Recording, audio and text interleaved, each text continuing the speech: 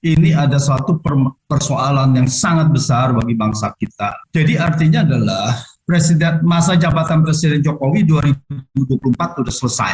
Selesai, sudah tidak ada apapun lagi. Itu semua konstitusi yang mengatakan sudah 2 kali menjabat dan jabatan terakhirnya adalah 2024. Titik. Jadi tidak ada narasi-narasi lagi yang mengatakan bahwa ini adalah masih diinginkan dan sebagainya. Nah, ini yang saya sebut bahwa ini hanya bisa dimungkinkan kalau pemerintah mengkudeta konstitusi. Mengkudeta konstitusi artinya mengubah konstitusi untuk kepentingannya sendiri. Bukan untuk kepentingan rakyat, untuk melanggengkan dia punya kekuasaan. Nah, di dalam mengkudeta konstitusi ini sudah berjalan dan sedang berlangsung. Jadi bahwa ini adalah memang tadi yang dikatakan ini bukan laten lagi, bahwa ini adalah sudah real, sudah terjadi dan sedang berlangsung. Kenapa saya katakan gitu? Pertama, untuk menyatakan bahwa Pak Presiden Jokowi masih layak untuk memerintah dan layak untuk diperpanjang dengan cara menunda pemilu. Jadi apakah 3 periode atau menunda pemilu? Nah, ini dipilih menunda pemilu. Jadi ini adalah narasinya sudah ada. Terus kedua, ada dibuat semacam justification bahwa semua rakyat menginginkan bahwa ini Jokowi, bahwa alasan ekonomi, alasan rakyat dan sebagainya. Dengan survei dari Lembaga Survei dan Indonesia Laboratorium 2045, Lab 45. Nah, situ dikatakan bahwa ada keinginan dari masyarakat. Pejabat yang benar akan mengatakan, rakyat terima kasih, Anda percaya, saya stop. Jadi Pak Jokowi tidak bisa mengatakan bahwa saya taat konstitusi. Cuma mengatakan gitu, dan saya tidak bisa mengatakan bahwa ini adalah demokrasi, saya tidak bisa melarang. Ini adalah pernyataan yang salah.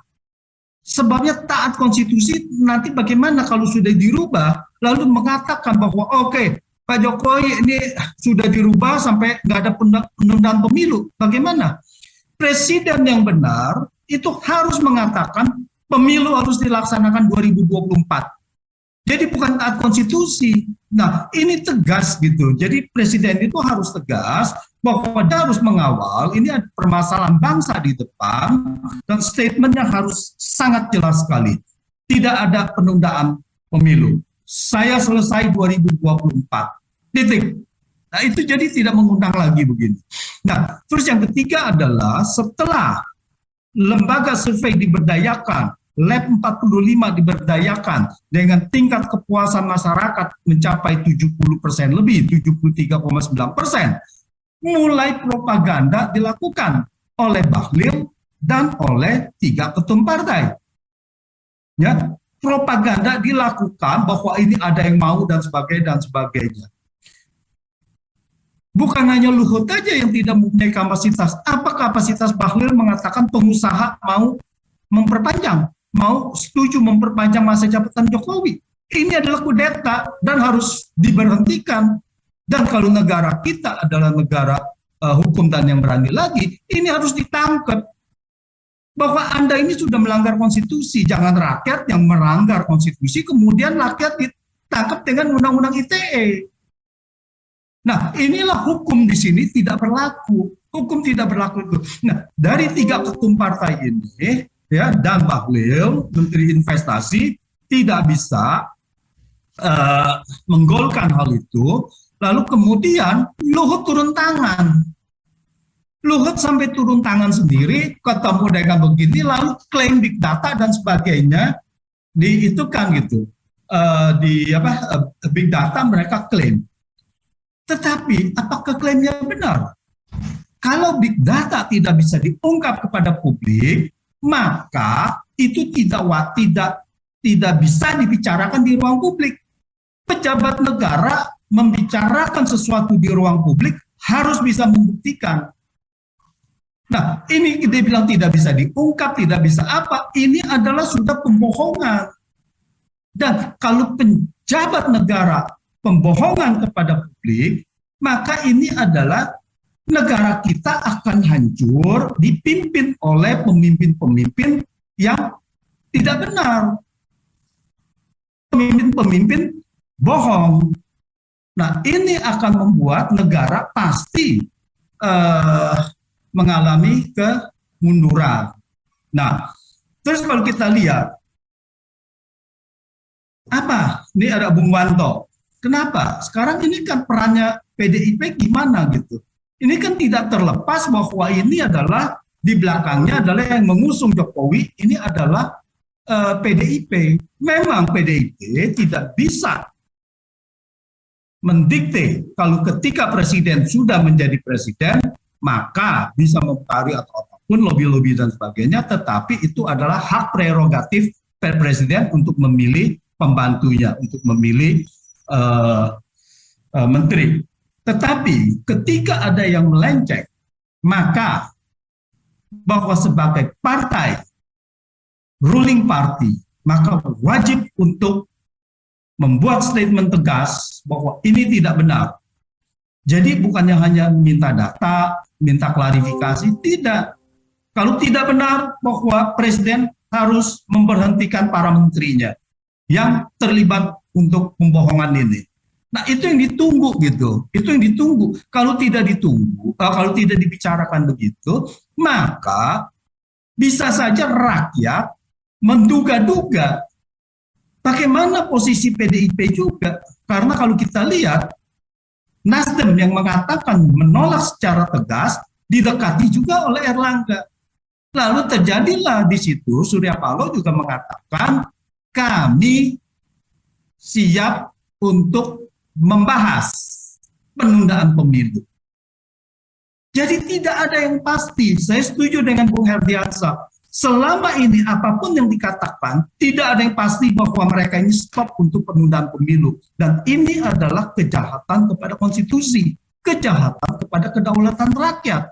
Dan di sini peran PDIP sebagai ruling party, dan tidak hanya cukup, saya rasa Ibu Mega sangat cukup untuk menjelaskan bahwa tidak bisa itu, tetapi penegasan itu harus dilakukan untuk menghentikan upaya-upaya yang sedang berlangsung, upaya-upaya kudeta konstitusi yang sedang berlangsung. Dengan pembohongan narasi-narasi, dengan pembohongan-pembohongan. Kalau bisa dibuktikan itu, saya siap minta maaf, hari ini saya bicara bahwa data yang diajukan adalah data yang tidak benar, alias bohong. Selama saya rakyat belum bisa mendapatkan itu, saya rasa rakyat akan menuduh ini adalah suatu kebohongan. Makanya kalau kita lihat di sosial media yang mengatakan big data adalah big lies, big data, big liars dan sebagainya. Ini sudah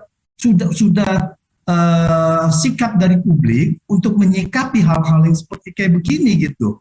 Dan wibawa dari pejabat kita sudah tidak ada lagi. Nah, kita sedih bahwa bangsa ini diatur dengan pejabat-pejabat seperti begini gitu. Nah, jadi kalau kita lihat ini, dan kemudian mengenai hubungan dengan IKN. Jelas bahwa IKN ini adalah kita harusnya mulai tahun 2019 ya, direncanakan gitu. 2020-2024 itu akan memakai dana APBN. Lalu sudah dilakukan udah ada investor dan sebagainya yang mau masuk.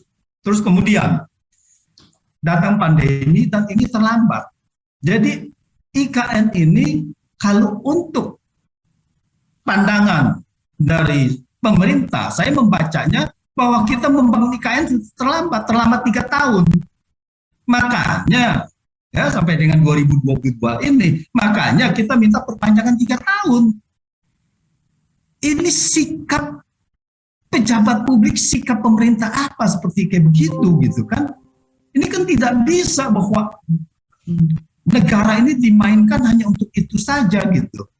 Bahwa oligarkinya nanti mau bersikap, nanti mau bisa ada proyek lagi. Kalau itu ya silakan kepada presiden yang baru. Inilah sebuah negara demokrasi. Kalau mereka bisa merebut lagi ini pemerintahan, selesai ini. Bertarunglah di situ gitu kan. Jangan sampai mengkudeta konstitusi hanya untuk keperluan ini. Bayangkan kalau ini bisa dilakukan bisa ditunda pemilu. Lalu kemudian di 2027 ditunda lagi, 2020 ditunda lagi. Ini kita mau kemana? Nah, saya ingin tadi, karena ini ada kaitannya tadi yang dengan penundaan pemilu, saya mungkin ingin memberikan komentar sedikit. 55 dan seharusnya adalah 1960, 59, 1960. Itu adalah dekret presiden dan kemudian mengungkapkan bahwa di situ ada ini. Jadi di situ sudah bahwa itu diloloskan dengan dekret presiden. Kemudian setelah itu tidak ada terus sampai 65. Jadi bukan hanya sekali, bukan hanya 59, tetapi harusnya itu adalah berkali-kali gitu kan. Harusnya kalau kita mau bicara 5 tahun sekali, makanya harusnya adalah 64, 65 juga harusnya ada pemilu kan gitu. Tapi ini tidak ada. Ya, dan itu pada saat itu presiden adalah dipilih oleh MPR. Jadi pemilu adalah memilih DPR dan MPR, anggota DPR, ya, dan nanti kemudian utusan golongan daerah, utusan daerah dan utusan golongan. Itu kedua.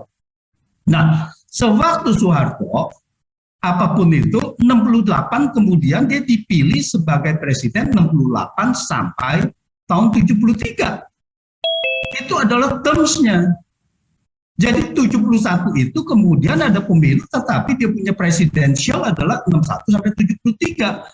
Anggota DPR 71 itu kemudian memilih kembali dan memilih Soeharto lagi. Jadi ada perbedaan yang sangat mendasar bahwa yang sekarang adalah subjeknya adalah presiden. Pada saat itu subjeknya adalah pemilihan DPR dan MPR. Karena pada saat itu presiden sebagai mandataris MPR, bisa saja dipilih yang lain. Jadi bukan pemilihan presiden. Jadi ada dua fundamental yang berbeda. Itu saya rasa tidak bisa di-compare dengan sekarang. Jadi kita tidak bisa justification yang dulu adalah kita bilang pernah ada penundaan pemilu, sekarang pun tidak apa-apa. Karena ini adalah pemilihan presiden langsung. Saya rasa itu adalah sangat berbeda sekali, sehingga penundaan pemilu yang lalu-lalu tidak bisa membuat justification seperti sekarang bahwa ini adalah boleh. Jangan sampai ke ruang situ, tidak boleh sama sekali. Kesalahan yang lalu adalah kesalahan yang lalu. Seandainya pun itu kesalahan, bukannya berarti kesalahan yang lalu Anda mengatakan saya boleh juga bersalah. Ini adalah pemikiran yang error. Jadi kita tegas, konstitusi kita sekarang mengatakan begitu, dan harus dilakukan secara itu. Tidak boleh interpretasi yang lain, tidak boleh sejarah yang lain, yang lalu-lalu itu yang tidak relevan dengan yang sekarang gitu.